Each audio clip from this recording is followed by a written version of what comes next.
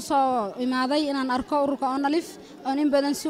in badan sugayay oo ku faraxsanahay oo ayaga dartood aniga la ii dhibaateeyay oo la ii xidhay oo dib badan la ii mariyay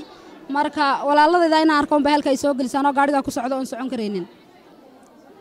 marka waxa inkuna salaamintiinta waxaan u arkaa wallahi xurriyad baan dareemanaa farxad Onalif inaan aragno maanta in calanka naga huwanahay waan ku faanaa in badan ba kana loo dhibaateeyay in badan ba wiilal badan nooga dhinteen naf iyo maal baan u weynay maanta xurriyaddan jijiyo ku dhaxmarayna waa ma sha Allah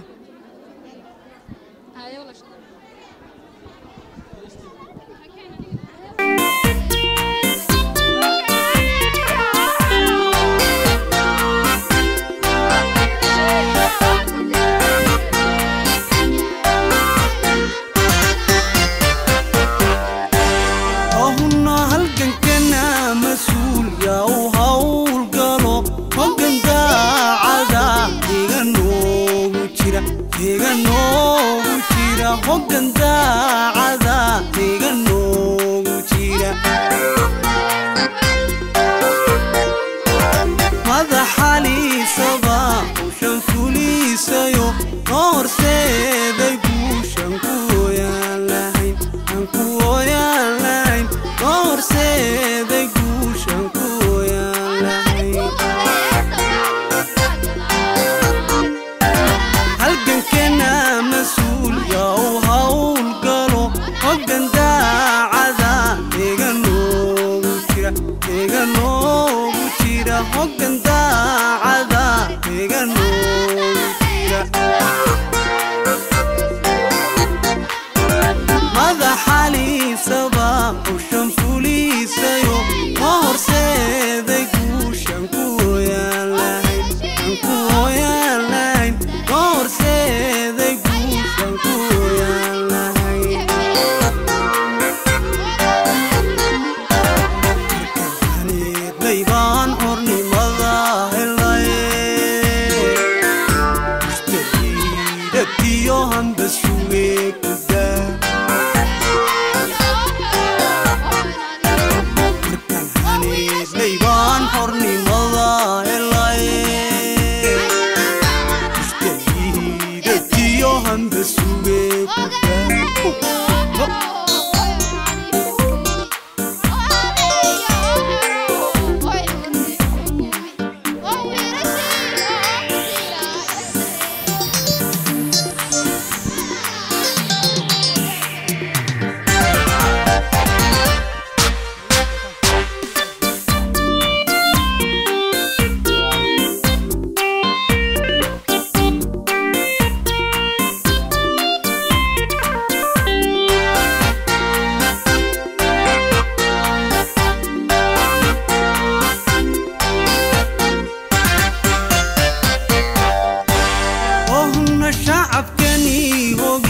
هذا كمال وشيء إلينكي حقات كوهانون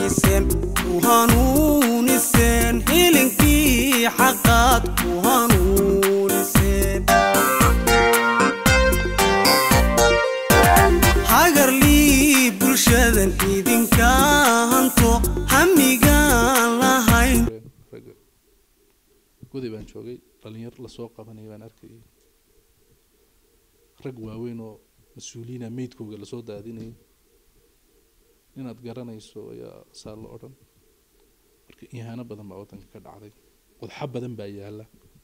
marka in si cilmiyeysan si degan si samir ku jiro inaad u wadaan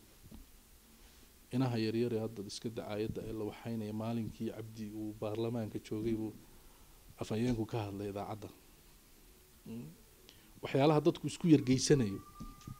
idinkoo wax xidhiidha idinka dhaxayn oo waxaasoo dhan dhibaato ah oo haddaad aragto caruur la yiri waa agoon oo jabhadda caruurtoodii laysay oo meel lagu xareeya xaggan ayaa la keeni wiilal inta la torture gareeyaa la oran neef baan fuulay kanaan fuulay waxaasoo dhan idaacadaha inoo galay waxaasoo dhanna waxa lagu waxaynayay waa jabhadda darteed in maanta haddana la yidhaaho laf baa magaaladii boobtay unbuu uga dan lahaa wuxuu waxaa ku qoray dadka badankiisuna uu garanayo marka idinkaa la idinka rabaa wax badan inaad dhaydaan idinkoo dhibaatadaasoo dhan idin gaadhay ku idin caayib ayaad arkaysaan ku kuwii saa sameynayay baa jooga hadda dhalinyaradii la qabto dhan bayaxow meel la yidhahdaa la geeyo waxaasoo dhan idinkeydii sugayaan inaad bogsiisaan dhalinyarada dee maxaaba islaamiga maxaa qur-aanka ibarayay buu gaadhsiiyey dadka maxaad malin jabhad ideolojiyadda waxbaan xoreynaya iyo intee in leeg buu ruuxaasi danqanayaa maanta marka magaca lagu soo qaado marka shaqooyinka idin yaalla ma yaro waxaan kusoo gabagabaynaa xilligii calanka iyo narsada iska iman doontaa wax magaratada iyada narsada iyo iska soo qaada qalbiya aad u damdamqanaya waddanka jooga aad si xooga u danqanaya godi baan joogay laba irbadood islaantii la baxda waa lasoo qabanaya irbadda wax lagu tasho kiish sonkora ruux laba xariiro laba koob oo sonkor hadday la baxdo waa lasoo qaban waxaana dad baa tigree baa ku diray dee wiila isagu anugu dee ma garanayo caafimaad qabkiisa iyo ragga qaarkood inuu jiiri noogu yaallo ma garanayo laakiin islaan laba koobo sonkora qabataa la odhan waa wax timir komitee la yidhahdaa jira laba koobo sonkoray 9 bilood u xidhnay cid ogi ma jirto mii bay ka timid marka qalbiyada caynkaasaa waddanka jooga oo magaciina qaar lagu dhibaateeyey qaar loo dhibaateeyey waa taageersan tahay qaar loo dhibaateeyey waad ku jirtaa marka waxaa loo baahan yahay si degan si boogdhayda samir badan buu idinka baahan yahay wax badan baad arkaysaa waxaa laga yaabaa inay jigjiga tahay hoos markaa u dhaqataan guddidiina fulintaasaa loo eegayaa yaa ku jira annaga yaa nagaga jira waxaasoo dhibaataa dadkii soo gaadhay waxaasoo dhan baa jira waxay ugu yartahay weeye in jabhadda maan iska dhex arkaynaa la yidhaahdo iyo waxa ugu badan oo aabahay baa la dilay hooyadii baa dhimatay kanaan dhimatay marka yaanan hadalka badin waxaa laydinka baahan yahay waxaa weeye samir iyo dulqaad badan iyo nin walba inaad idigu gacanta dhunkataan waxaa laga yaabaa dee dadku inuu isleeyahay waan soo halganaynayna hadda markaan kaftamayno odayaal waxaa jira xaggan ka baxsado adisabatiga xilligu cabdi joogay markuu cabdi dhacay bay soo noqdeen waan soo halganay annagaa cabdi ridnay anuu malayn maayo dee jabhadda 7 sano soo dagaalamaysay inuu cudurka caynkaas idinku jiro waxaa idiin muuqda dee naftiina u horeyseen baa ka weyn marka waxaan oran lahaa nin walba inaad samir iyo dulqaad iyo walaalnimo iyo dhunkasho iyo waxaad adigu haysatood u sii dayso inuu dadka midnimada saasun baa ku badbaadi karna haddii kale waa 7 sano oo burbur iyo halaag iyo Ethiopia intay soo bahaysatay Abyssinian kuma daahayaan Oromo haddayna Soomaali xagga dambe ka taagnin Oromo gelin hore way soo marayaan marka jabhada looga baahay hadda waxaan soo aragnay jima jabhada onagtay joogta ama oo LF joogta waxa ugu weynay dadka Oromada u sheegaysa Soomaali walaalaan nahay xabad kuma ridayno walaalaan nahay waxa ugu weynayd qaadaan waxa Oromo walaalaan nahay xabad kuma ridayno isku istiraatiijiyad baan isku maxay baan nahay meel walba ducadaan sheega ah muqdisho ilaa Jabuuti anaga wakiil ah Cabdi Maalik ku jigjiga keeriye Oromo muqdisho ilaa Jabuuti mar kaliya laga soo wada eriyay iyagu way dareensan yihiin Soomaalidu say wax isku tahay marka midnimadii iyo walaalnimadiina in la gaadhsiiyo xagga iyaguna ay fahmaan baan ku soo dhaweynayaa hadalkii waan badiyay aad baad u mahadsantihiin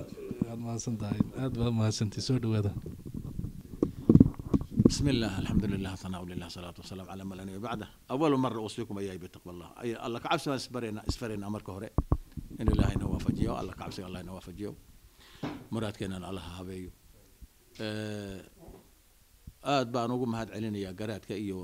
وفتينا شرفت الله والله بعد بانوجو مهد علينا يا جرات كوحنا أوجا واحد علينا يا سيدا دجنويل كله شرفت له لماذا له أو إذا قابله waqtigii aad sheegateen ba oo si waliba muddo badan isagoo sugayay aad u timaadeen aad baan ugu mahadcelinayna garaadka waxaanan muujinaysaa hawshaas inay garaadka ka dhab tahay waxa aad ku maqnaydeen iyo waxaad keenteenba soo dhaweynteeda iyo qaabilataankeeda iyo sugideedu inay garaadka ka dhab tahay baan midaas taasaan ugu mahadcelinayaa idinkan waxaan idinka mahadcelinayaa alxamdulillaah ilaahi ina soo wada gaarsiiyey xilligan aan joogno maanta inaynu gurigeena isugu nimaadno oo wada hadallo وإنه مصالح أمتنا نسان معمول لها كهذا الله إلهي بان مهدد علينا تانا كلنا وكم هازنتهين waxaa intaa dheer wixii uu garaadku maray hadeed loo mari mahayo jihadaas hadalku marba intii intii kale unbaa la dhammaystiri wixii dalkan gudihiisa ahaa garaadku khayr allah siiyo si fiican buu u dhigay oo degan anu waxaan ku dareeyaa keliyahan waxaan idin sheegayaa horta idinku waagii hore ee tagteen eed dhalinyarada ahaydeen ee jabhadda bilaabayseen xilligii aad joogtay aad ka tagteen Ethiopia tii ma aha isbedel baa Ethiopia ku dhacay dabadin aad bay isu bedeshay xag aqooneed bay isu bedeshay xag dhaqaale isu bedeshay xukuumadda isu bedeshay nidaamkii aad ogeydeen soo u dhan isbedelay idinka cayntiinu kuwii waagii dhalinyarada ahaayee meeshan ka tagay ee dhalinyarada ahay wax badan dhalinyaranimadu ay dhaafinaysay ma ihidin ruug cadaan meermeersan oo wada siyaasiyiina oo caalamka tagay oo cilmigii soo kororsaday oo dimuqraadiga adduunka soo u dhaqma arkay baa tihiin caalamka sida loo maamulo dadkeenu meeshu u qaxayo sida loo maamulo dad soo arkay oo soo daraaseeyay oo soo arkay baa tihiin mahad alla weeye waxaa la yidhaha calaamatul madar as-saxaab kolkuu ilaahay meesha wax ka keenayo muwaafaqadeedii dadkeedu keenayaa waxaan ku faraxsanahay marka maanta xilliga aynu kulanay iyo miisaanka aynu isla leenahay aad baan ugu mahad celinaynaa waxaynu isu sheegaynaa marka dadba ku idin sugaya min halkan oo jigjiga ah ilaa iyo muqdisho af Soomaaliga ku hadlaa uu idin sugaya horeyna dhibaatadiina u taabatay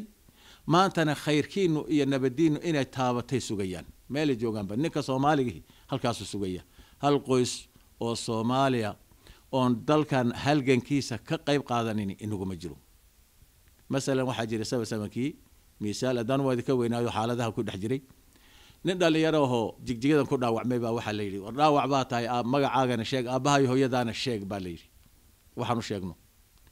wuxuu yiri anugu war dhigleeyaan ku dhalday jigjigaan ku dhindhay hooyadii xaanu sheegay buu yiri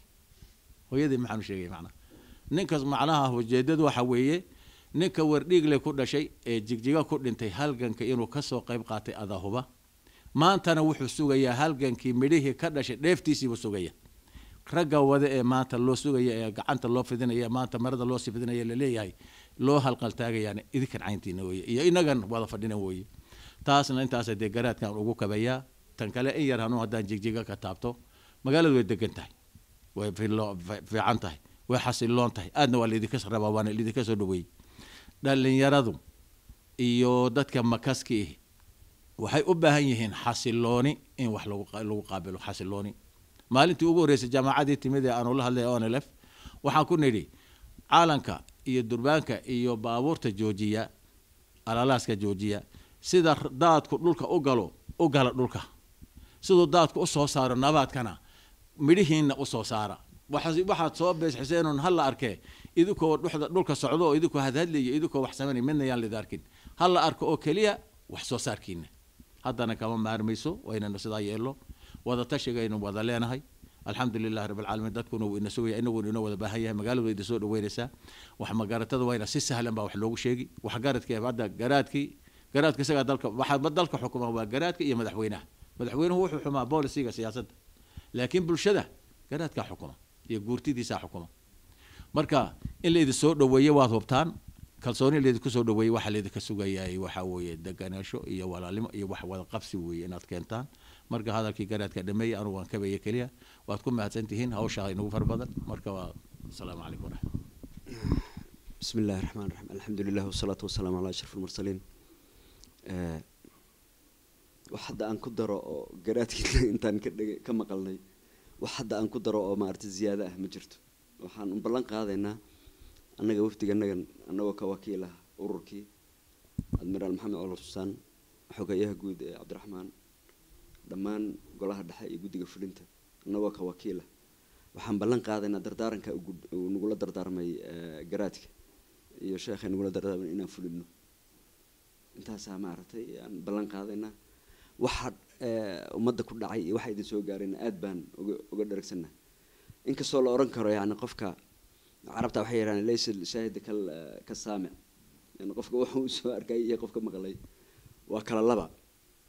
رنتي مقل بين نجوا أحد لكن هذا مركي عندك عند حرقنا واحد اللي شيء جاي سأقولت كل شيء جاي نكا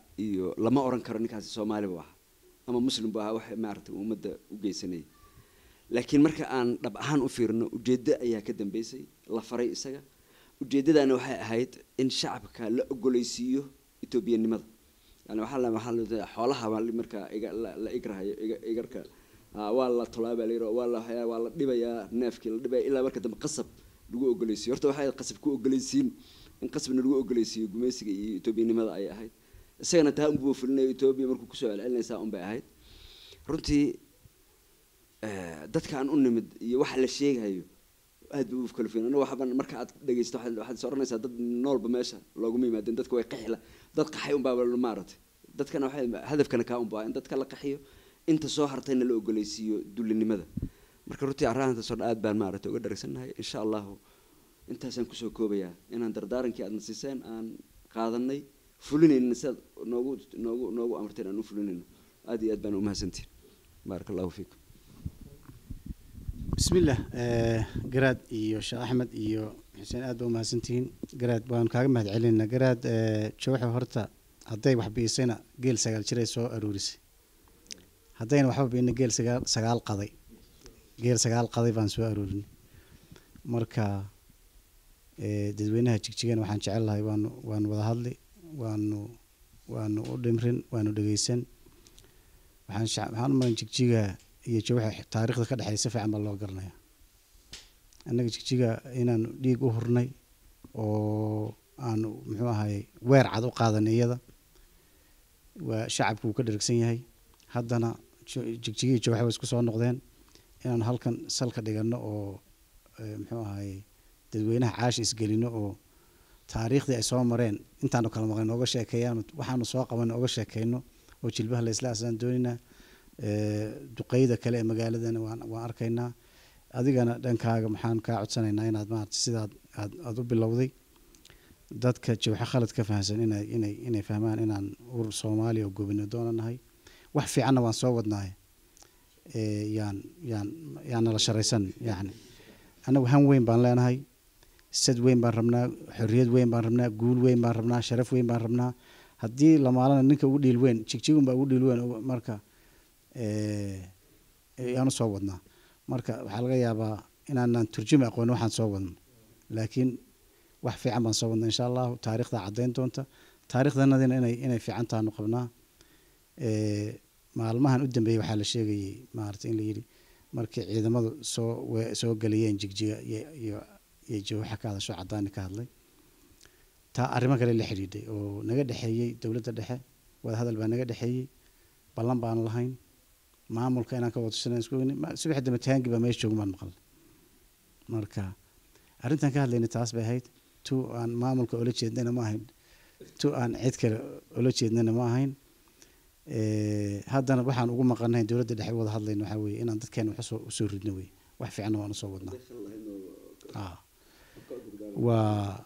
haddana maamuladeena inaan anagu bedelano yaan jecel lahay maamuladeena oo duqeydeena iyo shacabkeena lagala tashado oo go'aanka inagana guryaheena maartay sidaas oo ahaa inaanu dulmi ku taageerina ma aha ninkaanu gacanta ka wada hadlayna inaanu ku taageerina ma ahayn dagaalka ugu badan cid uu dhexmar waa la garanayaa marka haddana waa ehel baan leeyahay waa la wada hadli magaaladana si fiican baan ula hadlaynaa duqeydana waan la hadlaynaa asadna waan ku leenahay kayd baa noo yaala jigjiga taariikhan ku faanayno aad iyo aad baa u mahadsantiin Soomaali waxa way naga codsatay Soomaali madaxdeeda iyo aqoonyahankeeda waxay naga codsadeen idinka maanta la idin dhageysanaya oo Soomaalinimadii nalka u haye nala mideeya dawlado laba madaxweyne oo dawlado aan midna Soomaali ahayn baan ugu la hadlay dadka Soomaaliyeed geeska Afrika inta la mideynayo ee la isku darayo Soomaali hamidooda ka hor iyadoo midaysan ka qayb qaadato cidda mideyn kartana waa idinkee madaxweynaha Eritrea kamid ah madaxweyne dal kale kamid ah isagana oo yiri Soomaali geeska Afrika oo dhan wuu isku furmayaa cidda hadal miisaan la dhihi karta ee mideyn karta waa idinkee Soomaali ka howlgal oo mideeya intaan geeska Afrika maartay xuduudaha iyo la isu furin haddii xuduudaha la isu furna Soomaali baa ugu nasiib badan oo dhulka la isu marayo dhan waa dhulka Soomaaliyeed sidaasay jigjiga u noqon doontaa kurka sidaasay jigjiga u noqon doontaa xudunta saasay u noqonaysaa hoggaanka isku xidha waxa inaga galbeedeeyay ee waxa inaga bareeyay marka doorkaasaynu qaadanayna insha Allah